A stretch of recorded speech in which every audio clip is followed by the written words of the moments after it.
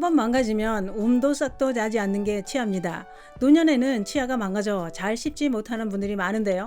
그런데 치아는 망가졌다 하면 거금 들어갑니다. 그야말로 돈 나가는 큰 구멍이 되는데요. 그런데 요즘 치과에서 바가지를 썼다는 분들이 많습니다. 병원이 다 거기서 거기겠지 하면서 아무 병원이나 믿고 갔는데 나중에 알고 보니 바가지를 왕창 썼다는 걸 알게 됩니다. 그래서 준비했습니다.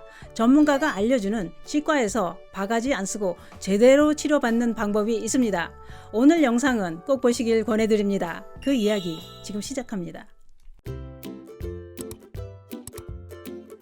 안녕하십니까. 노년생활정보의 모든 것 조여사 전성시대입니다. 치아도 망가지면 새살이 나오듯이 새 치아가 나온다면 얼마나 좋을까요? 치아도 긴 세월 오래 사용하다 보니 고장이 나는 건 어쩔 수 없는 일이죠. 대부분의 사람들은 치아에 통증이 생겼을 때 치과를 갑니다. 이렇게 통증이 생겼을 때는 치료가 급한 경우가 많다고 하는데요. 그러니 병원에서 하자는 대로 급하게 치료를 합니다. 이때부터 돈만 생각하는 치과는 터무니없는 가격으로 왕창 바가지를 씌우는 경우가 있다는 겁니다. 또 그냥 둬도 될 치아까지 건드려서 피해를 보는 경우도 있다고 하는데요. 그래서 젊은 층들은 치과를 가기 전 인터넷을 검색해보고 괜찮다는 병원을 찾기도 합니다.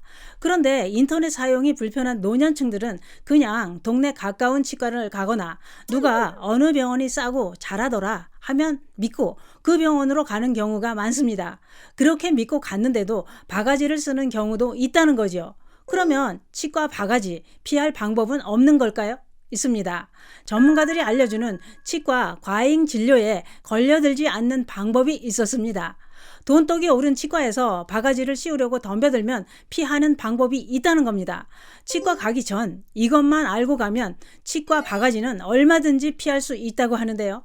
얼마 전 직장인 익명 커뮤니티 블라인드에 치과 고를 때 의사 양력 정확히 보는 법 알려줄게 라는 제목의 글이 올라와 큰 이슈가 되었는데요. 왜냐? 이 글을 올린 사람이 바로 현직 치과 의사이기 때문입니다. 현직 치과 의사인 글 작성자는 치과 치료를 결정하기 전 두 가지를 잘 살펴보라고 했습니다. 지금부터 말씀드리는 내용은 현직 치과 의사가 알려드리는 노하우입니다. 현직 치과 의사는 커뮤니티 글에서 치과 치료 전 담당 의의 전문의 여부, 임상 연차 이렇게 두 가지를 꼭 꼼꼼하게 살피고 확인한 다음 선택해야 된다고 했습니다. 왜 그럴까요? 그 이유는 이렇습니다. 치과에도 전문의가 있다고 하는데요. 현직 치과 의사인 글 작성자에 따르면 해당되는 진료는 전문의가 잘한다고 했습니다. 이게 뭔 얘기냐? 예를 들어 신경치료를 할 때는 보존과 전문의가 잘하고 사람 일을 뺄 때는 구강외과 전문의를 찾는 게 실력이 좋은 전문의를 만날 수 있다는 겁니다. 물론 꼭 전공이 아니라도 잘 하시는 분들 많습니다만 아무래도 전공을 했다면 잘할 확률이 높다는 거죠. 또 한 가지 임상연차도 중요하다고 했는데요. 현직 치과 의사는 이 글에서 치과 가면 원장님이 몇 년도 졸업인지를 물어봐야 된다고 했습니다. 또는 치과 의사 면허증에 면허 취득 날짜도 나와 있으니 큰돈 드는 치료를 하기 전 꼭 확인해 보라고 했습니다. 왜냐? 치과는 손기술에 새로운 기술도 계속 나오기 때문에 어느 정도 경험이 중요하다는 겁니다. 특히 10년 차 정도부터 능숙한 기술이 나올 수 있다고 했는데요. 반대로 20년 차가 넘어가면 신기술을 못 받아들일 수도 있기 때문에 적당한 임상연차를 고르는 게 중요하다고 했습니다. 이 두 가지 조건은 현직 치과 의사가 익명으로 커뮤니티에 게시한 내용입니다. 치과 가실 때 도움이 되실 것 같아서 알려드렸습니다. 이 점 참고해서 봐주시기 바랍니다. 이게 다가 아닙니다. 치과를 가기 전 어떤 병원이 좋은지 입소문도 무시할 수 없다고 하는데요. 뭐든 좋은 평판을 가진 곳은 입소문을 타게 돼 있죠. 지역 마음카페, 당근마켓, 어플의 동네 생활 커뮤니티를 활용하면 집에서도 쉽게 입소문을 확인할 수 있습니다. 또한 인터넷으로 양심치과를 검색하면 전국의 양심치과 리스트를 확인할 수 있습니다. 여기서 별점만 있거나 한 줄짜리 리뷰, 방문자 리뷰가 다른 곳에 비해 적다면 선택할 때 조심해야 됩니다.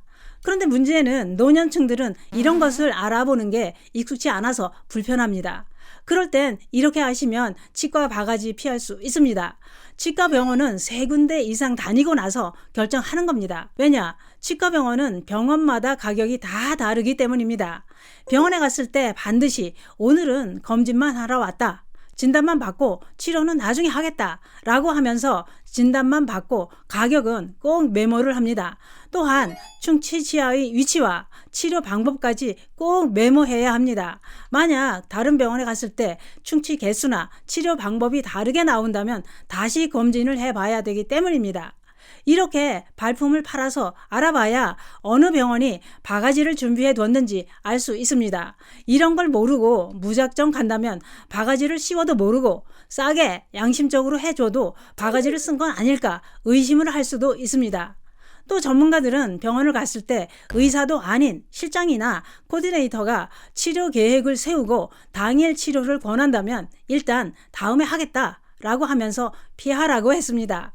또한 2, 3년에 한 번은 정기검진을 했는데 갑자기 6개 이상 충치가 있다고 진단하거나 기존에 치료한 치아에 충치가 있다고 단정짓는 병원은 과잉 진료를 의심해 봐야 된다고 했습니다. 이럴 때도 다른 병원에 가서 확인해 보는 게 좋겠지요. 또한 치료 비용이 저렴하다는 광고를 보고 갔더니 검사해보니 충치가 많다라는 말을 한다면 이런 경우도 반드시 다른 병원을 더 가보고 치료를 결정해야 된다는 겁니다. 또한 진단을 해보니 치료비가 너무 많이 책정되는 경우도 있습니다. 이럴 땐 치아에 맞는 보험 치료를 알아보거나 우선 치료가 급한 치아부터 치료를 해달라, 나머지는 나중에 하겠다 라고 요구합니다. 왜냐?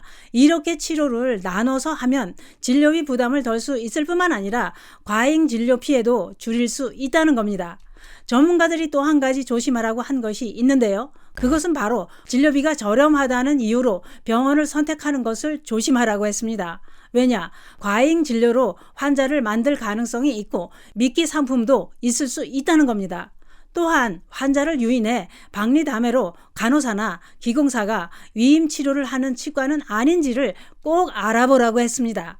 그런 걸 잘 알아보고 선택해야 바가지를 피할 수 있다는 겁니다. 또 한 가지 꼭 조심해야 할 것은 실장이나 코디네이터가 나서서 진단과 치료 계획을 세우고 오늘 결제하면 할인해 준다는 핑계로 당일 치료를 권한다면 꼬시는데 넘어가기 전에 얼른 도망쳐야 합니다. 그게 그렇습니다.